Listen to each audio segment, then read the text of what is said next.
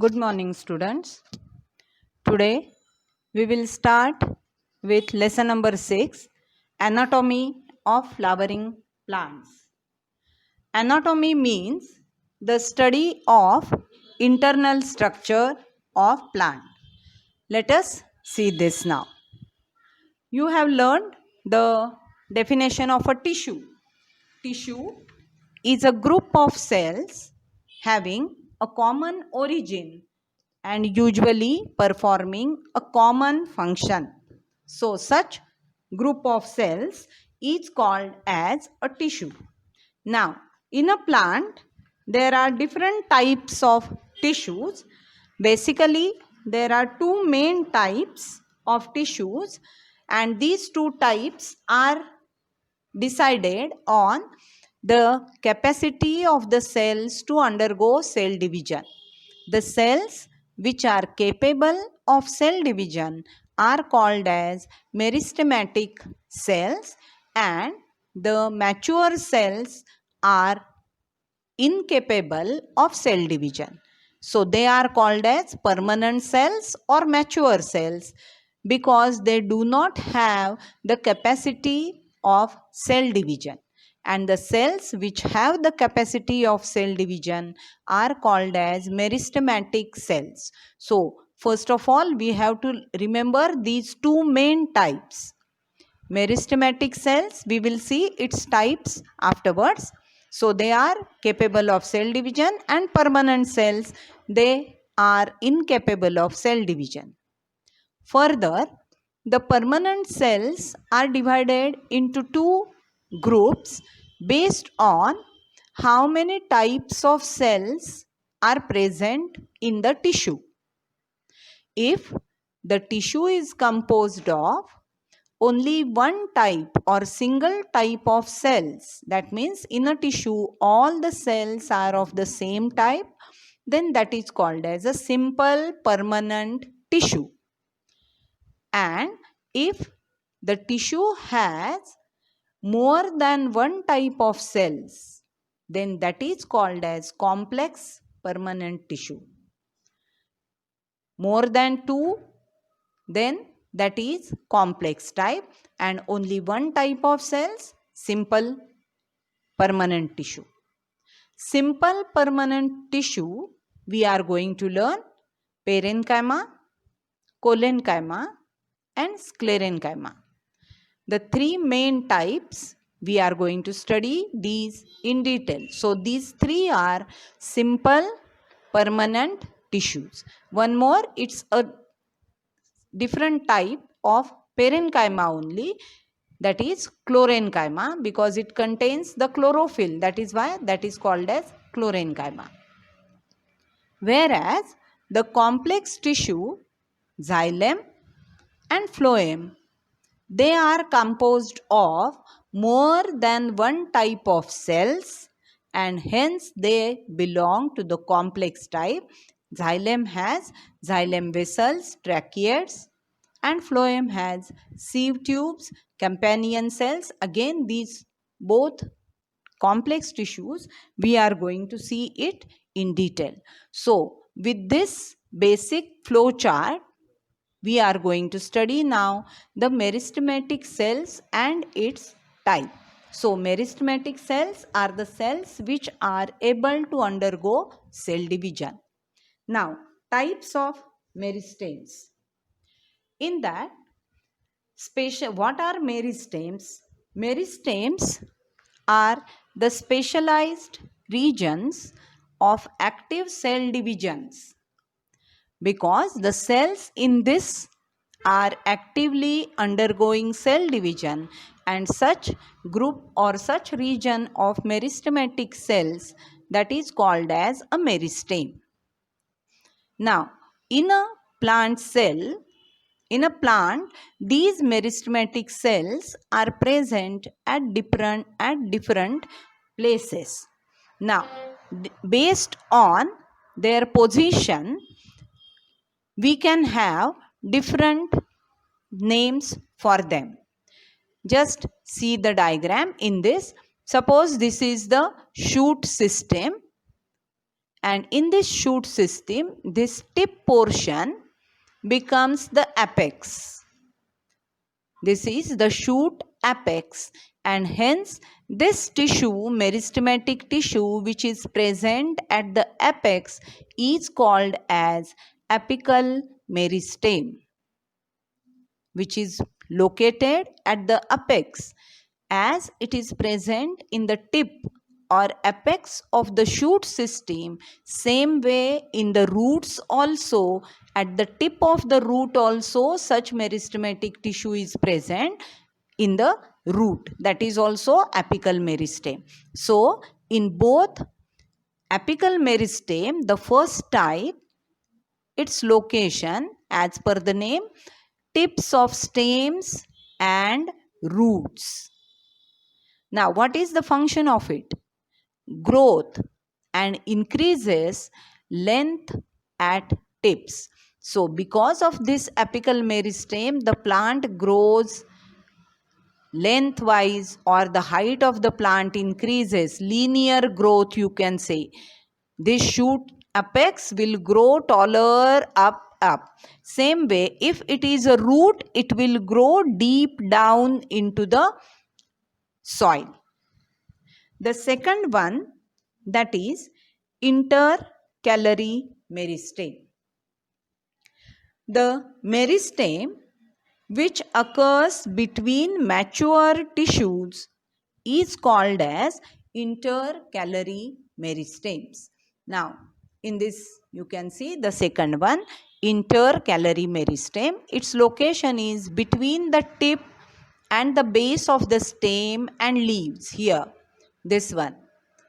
This is the base of the leaf and below the apex. So, this is called as intercalary meristem. The top one is only apical. After that, this shows the leaf position. This also. So, here this present, this is the intercalary meristem. On this part and on this part, this is the mature tissue in which this intercalary meristem is sandwiched in between the mature tissue. Here also this is the intercalary.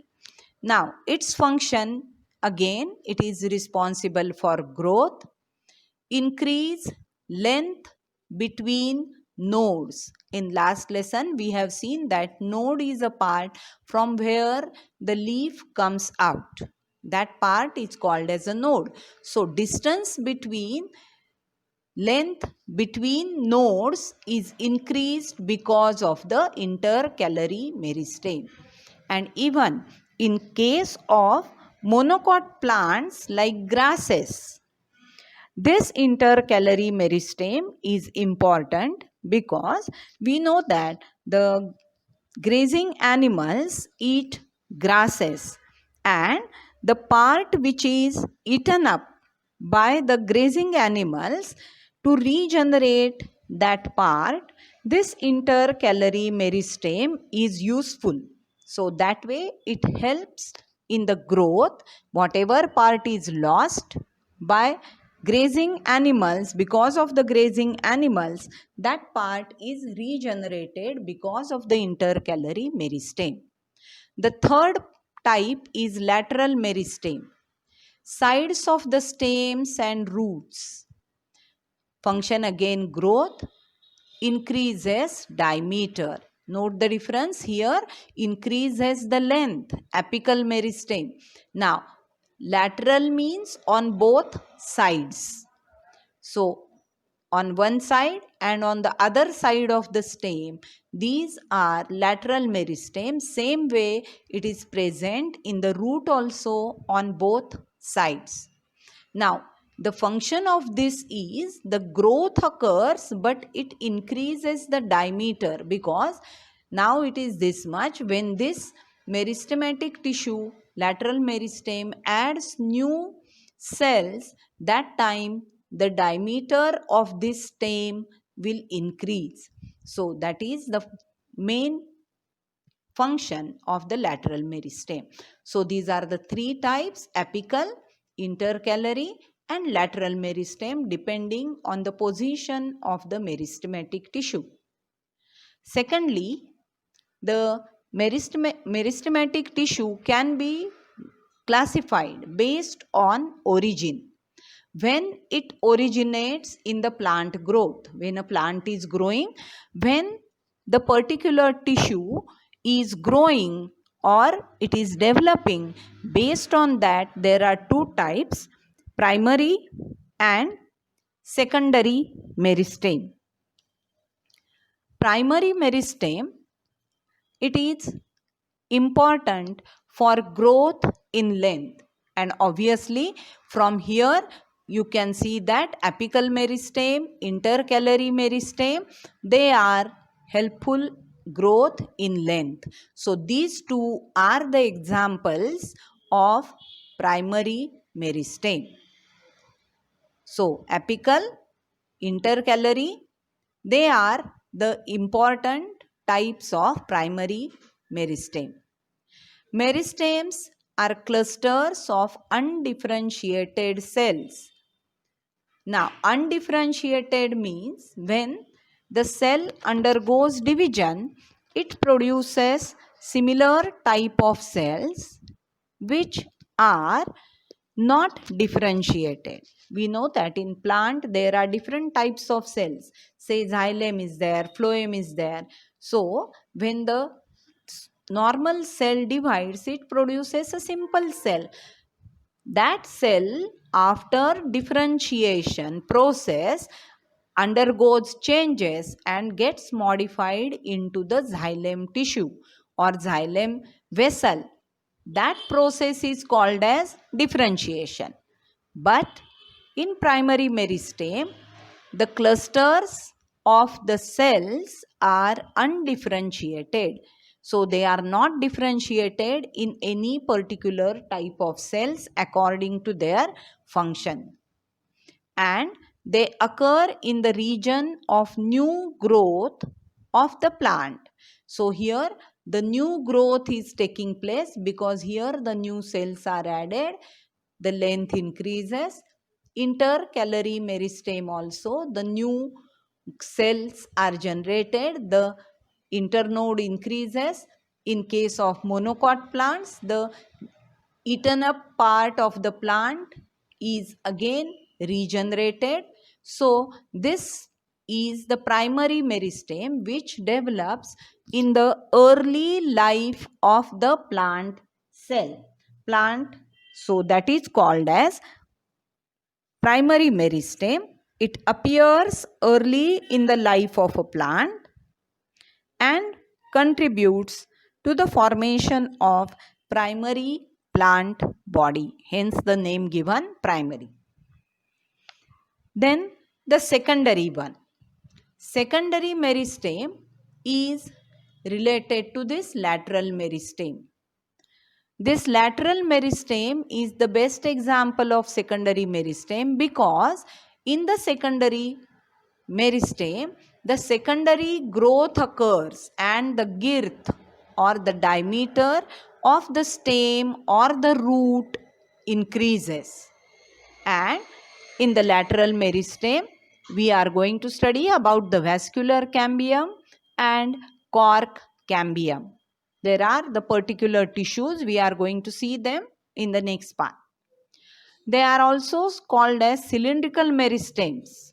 Here they are undifferentiated clusters of cells, and here they are cylindrical meristems because they are present in a cylinder or round shaped structure.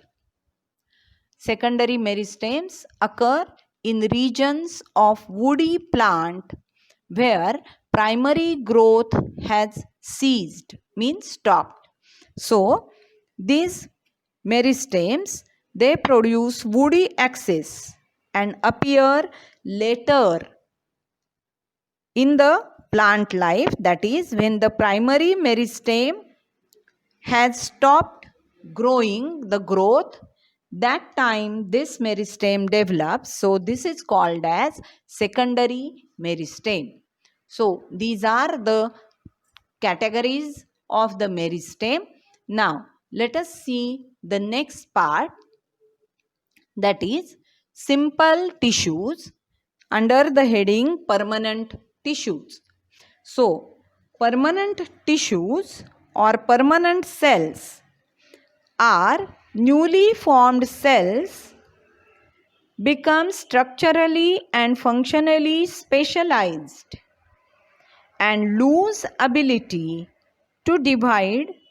Such cells are permanent cells. Earlier we have seen meristematic cells have the cell division ability, whereas the permanent cells lose their ability to undergo cell division because now they have differentiated, they are developed for particular function, and hence that is why they are now not able to divide, and such cells are called as permanent cells. Now, the simple tissues are the cells in which only one type of cells are there. So let us see the first type, that is parenchyma. These parenchyma, cell walls of the cells are thin and the cells are loosely packed. Here you can see in the diagram. Here in between you see the gaps. In between the cells they are loosely packed, so these gaps are seen. These gaps are called as intercellular space. So we can say that as they are loosely packed, they have intercellular spaces. So intercellular spaces are present in parenchyma type of cells. Then the cell wall in this tissue is made up of cellulose. They are simple cells which have cellulose cell wall, and these are these cells. Now the shape of the cells is isodiametric. They can be oval, spherical or polygonal in shape. That means the shape may vary. Sometimes they are having similar diameter. They may be oval, spherical or polygonal. Then the occurrence, where do they occur? Basically, they are found as the packing tissue. All soft part of plant, pith, cortex and medullary rays. These are the parts. When we will study the transverse section, we will come to know about this. So there is ground tissue, and in that these parts are there. In pith you can see that cortex and medullary rays. Now what are the functions of these parenchyma cells? Food storage, photosynthesis are the functions of these parenchyma cells. The second type is collenchyma cells. The cell wall is irregularly thickened at the corners. Here you can see this is the collenchyma type of cells. The thickened corners, here the cell wall is thickened at the corners, and this is because of the contents like pectin and hemicellulose.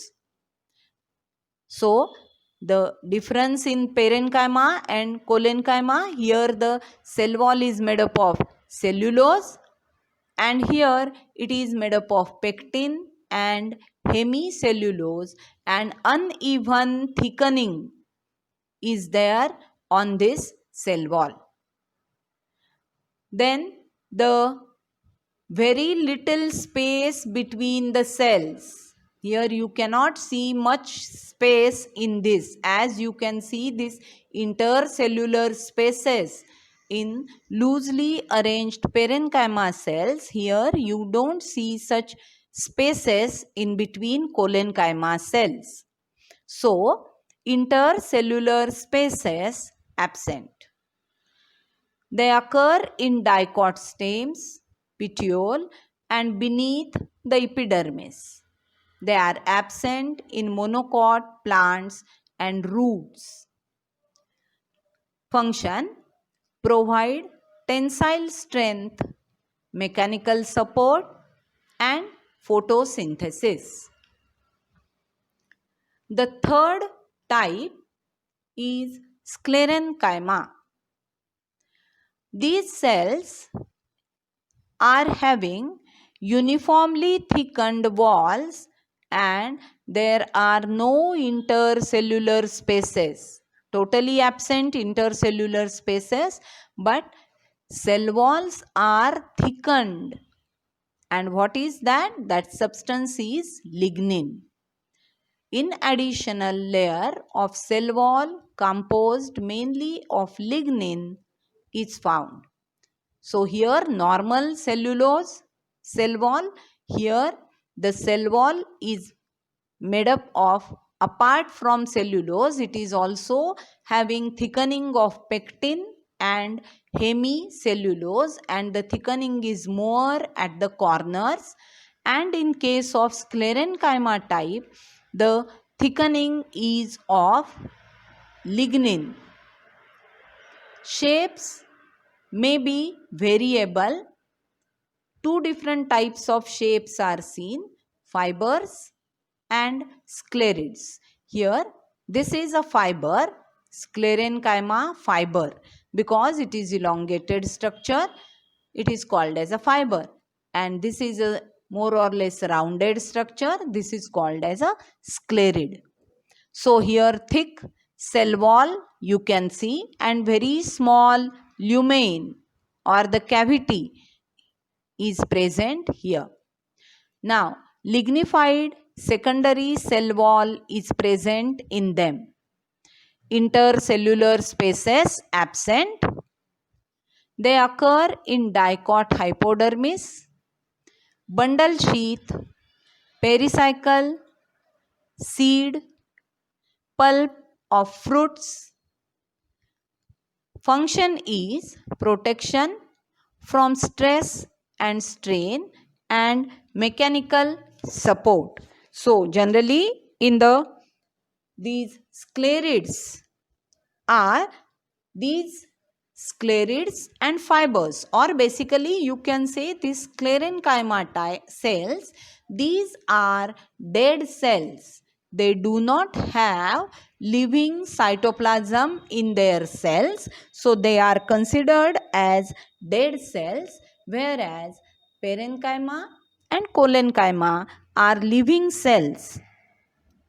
These are dead cells and they are commonly found in fruit walls of nuts, pulp of fruits like guava, pear, sapota, and in seed coats of legumes and leaves of tea.